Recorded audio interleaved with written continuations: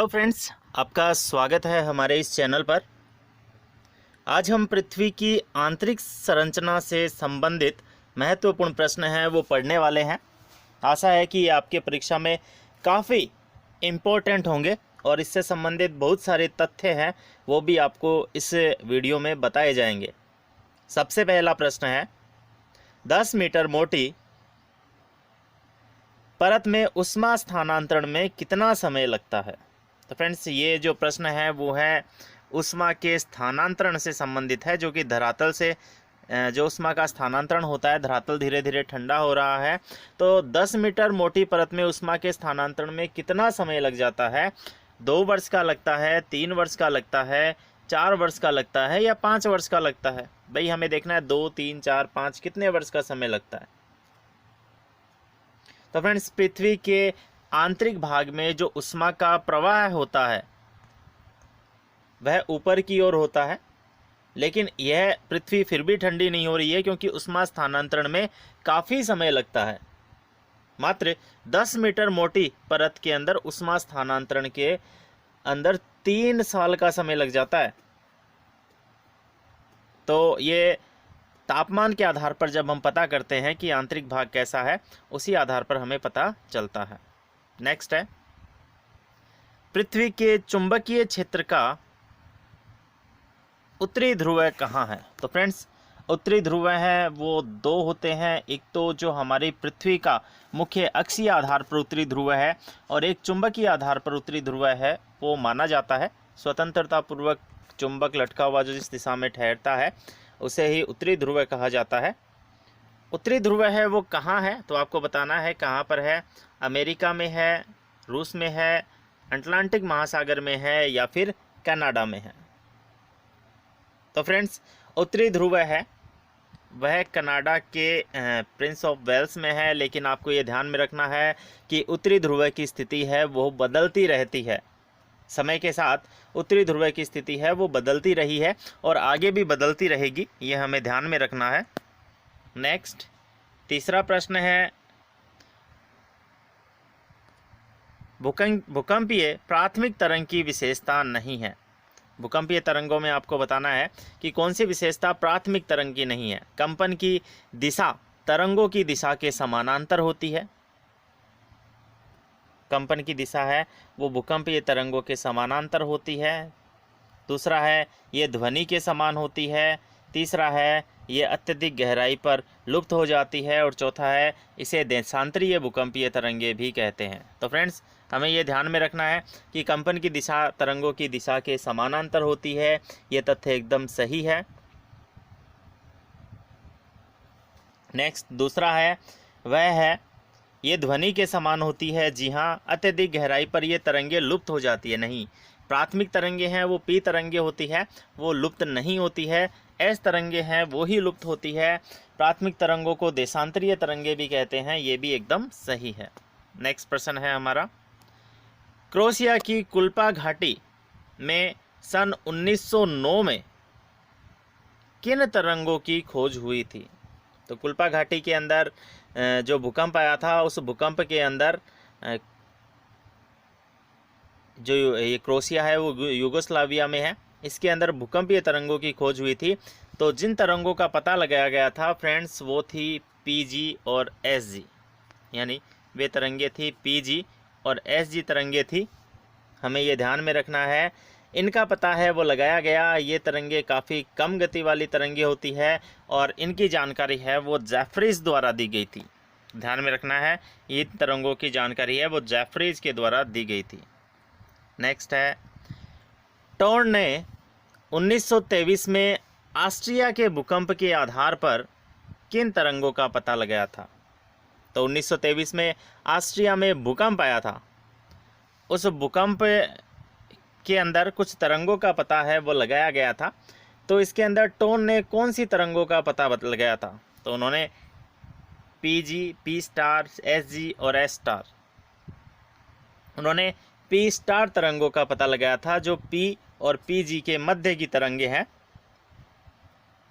इसके अंदर जेफरीज और हरपोर्ट ने भी एस स्टार तरंगों का पता लगाया था। तो आपको ध्यान में रखना है टोन ने तो पी स्टार का लगाया था, जबकि जेफरीज और हैपोर्ड ने एस स्टार तरंगों का पता लगाया था। नेक्स्ट प्रश्न है हमारा, जोन ऑफ लो वेलोसिटी किसे कहते हैं?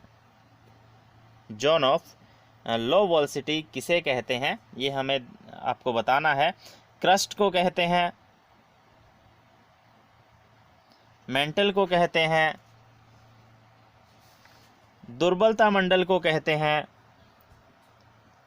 या फिर कोर को कहते हैं। तो आपको इन चारों में से बताना है कि क्रस्ट, मेंटल, कोर और दुर्बलता मंडल, इनमें से जोन ऑफ लो वेलोसिटी किसे कहते हैं। तो ध्यान में रखना है,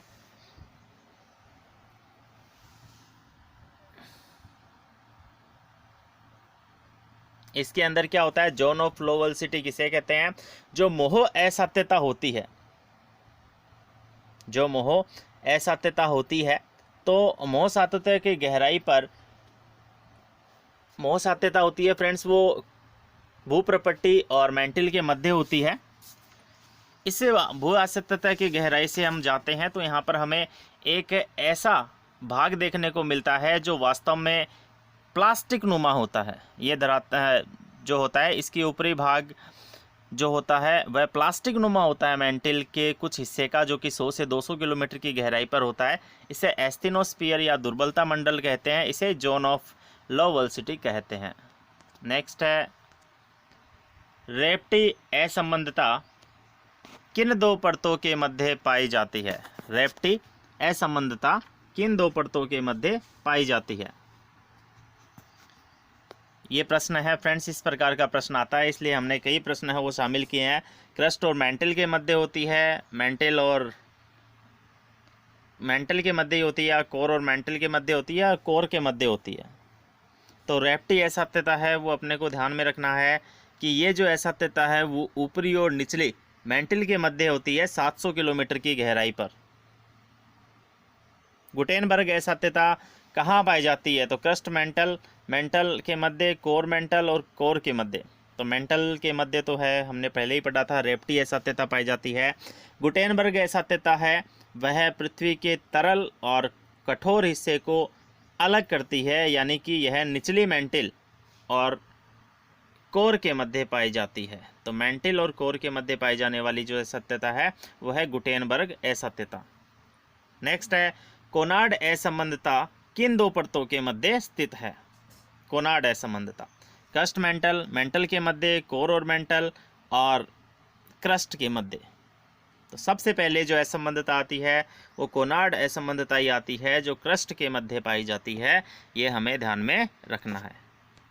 नेक्स्ट है, महाद्वीपों के मध्य क्रस्ट चट्टान की बनी होती है, यानी महाद्वीपों के जो मध्य भाग में जो होती है वो जो क्रस्ट होती है वो किसकी बनी होती है? तो महाद्वीपों के नीचे है वो सिलिका की, बेसाल्ट की, ग्रेनाइट की या एल्यूमिनियम की। तो हमें ध्यान में रखना है कि महाद्वीपों के नीचे तो है वो क्रस्ट ग्रेनाइट की बनी होती है, जबकि महासागरों के नीचे जो है वो ये बेसाल्ट की बनी होती है। नेक्स्ट है, बाह्य कोर की गहराई कितनी है? बाह्य जो कोर है उसकी गहराई कितनी है? बाह्य कोर है वो तरल अवस्था में है, तो 2900 से 5100 किलोमीटर, 2900 से 6371 किलोमीटर, 700 से 2900 किलोमीटर, या फिर 200 से 2900 किलोमीटर। तो 2900 से जो 5100 किलोमीटर की गहराई पर जो असात्यता पाई जाती है बाह्य कोर है, वो बाह्य कोर है। ये बाह्य कोर जो है वो गुटेनबर्ग असात्यता से स्टार्ट होती है और कोर के मध्य पाई जाने वाली लहमान असात्यता तक रहती है। नेक्स्ट है, सर्वाधिक आयतन और द्रव्यमान किस परत का है? यानी सबसे ज़्यादा आयतन और द्रव्यमान है वो कौन सी परत का है? क्रस्ट, मेंटल, कोर और भूप्रपट्टी। तो फ्रेंड्स हमें ध्यान में रखना है, इसमें मेंटल जो है वो एक ऐसी परत है जिसका सर्वाधिक आयतन है और सबसे ज़्यादा द्रव्यमान है। कुल आयतन का 83.5% मेंटल का है और कुल आयतन का द्रव्यमान का 67% हिस्सा है वो मेंटल का है। ये हमें ध्यान में रखना है। नेक्स्ट, पृथ्वी की सबसे बड़ी परत कौन सी है?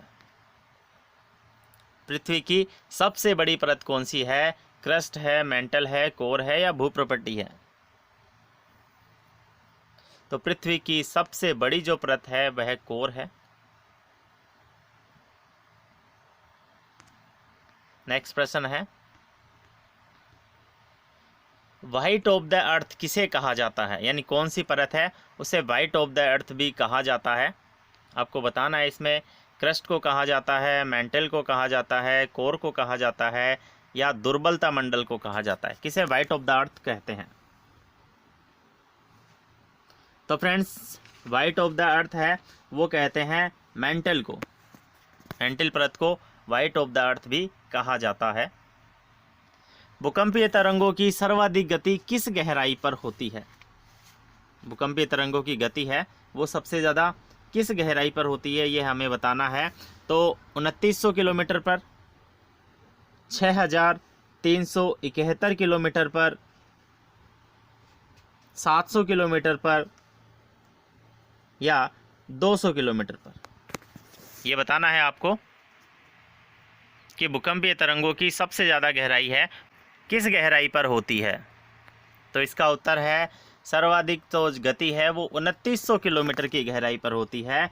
2900 किलोमीटर की गहराई पर मेंटल और कोर है वो दोनों अलग होती है।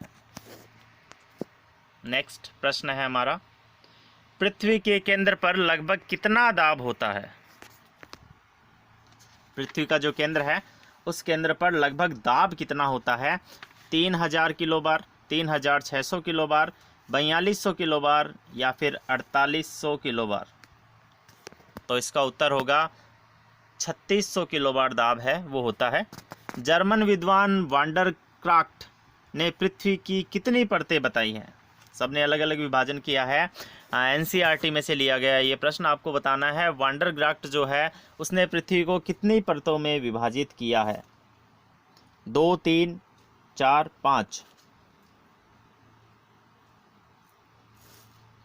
तो फ्रेंड्स, जो वांडरक्राफ्ट है इसने 4 परतें बताई हैं।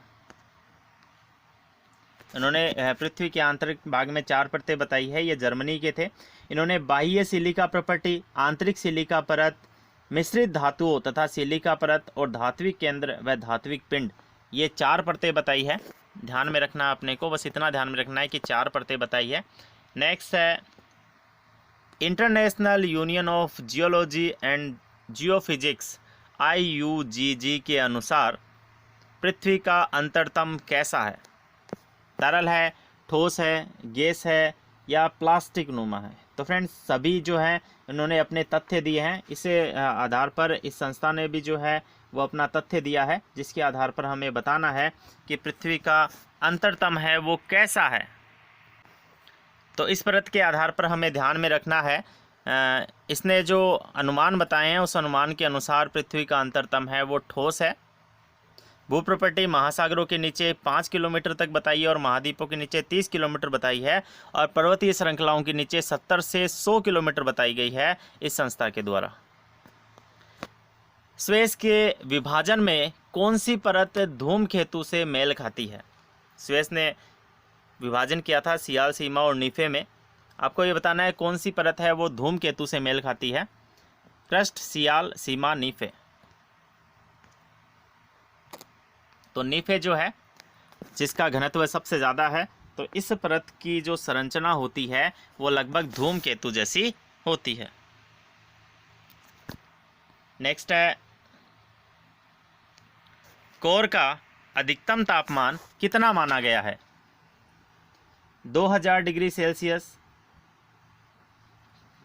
4000 डिग्री सेल्सियस, 4500 डिग्री सेल्सियस या 5500 डिग्री सेल्सियस?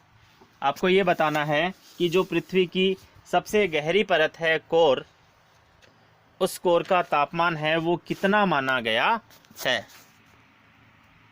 तो फ्रेंड्स, यदि तापीय गणना के आधार पर हम पता करें तो 2000 डिग्री सेंटीग्रेड के आसपास है वो पृथ्वी के केंद्र का तापमान है। नेक्स्ट है, निम्नलिखित में से मेंटल का आयतन और द्रव्यमान कितना है? यानी मेंटल जो परत है उसका आयतन कितना है और द्रव्यमान कितना है, इसकी चर्चा हम कर चुके थे जब हमने पढ़ा था कि सर्वाधिक आयतन और द्रव्यमान कौन सी परत का है, तो मेंटल का है, जो कि मैंने आपको बता दिया था कि कितना है। ये जो है वो है 83.5, तो इसका आयतन है, जबकि द्रव्यमान है वो 67% है, जो सभी में सबसे ज़्यादा है। नेक्स्ट, कौन सी तरंगों को देशांतरीय भूकंपीय तरंगे भी कहते हैं, तो हम इसकी चर्चा भी कर चुके थे। देशांतरीय भूकंपीय तरंगे जो है वो प्राथमिक भूकंपीय तरंगों को कहा जाता है। प्राथमिक भूकंपीय तरंगों को देशांतरीय तरंगे, संपीड़नीय भूकंपीय तरंगे भी कहते हैं, क्योंकि इसमें फैलाव और बिखराव की क्षमता जो है वो होती है, जिसकी वजह से जो चट्टानें हैं उसके अंदर संपीड़न और बिखराव उत्पन्न हो जाता है, क्योंकि ये संकुचित हो जाती है और फैल जाती है, क्योंकि इसमें तरंगों की दिशा है वो समानांतर होती है। नेक्स्ट प्रश्न है, मेंटल, भूप्रपट्टी और कोर, ये विभाजन है वो सबसे पहले किसने किया था? भूप्रपट्टी, कोर, मेंटल, ये जो विभाजन है ये सबसे पहले किसने किया था? होम्स, डाली, ग्रांट और वांडरग्राफ्ट। तो फ्रेंड्स ये विभाजन है वो सबसे पहले ग्रांट ने किया था। नेक्स्ट प्रश्न है, पृथ्वी में सर्वाधिक तत्व कौन सा पाया जाता है, यानी पृथ्वी के अंदर सबसे ज़्यादा तत्व है वो कौन सा पाया जाता है? ऑक्सीजन, सिलिका, लोहा और कार्बन डाइऑक्साइड।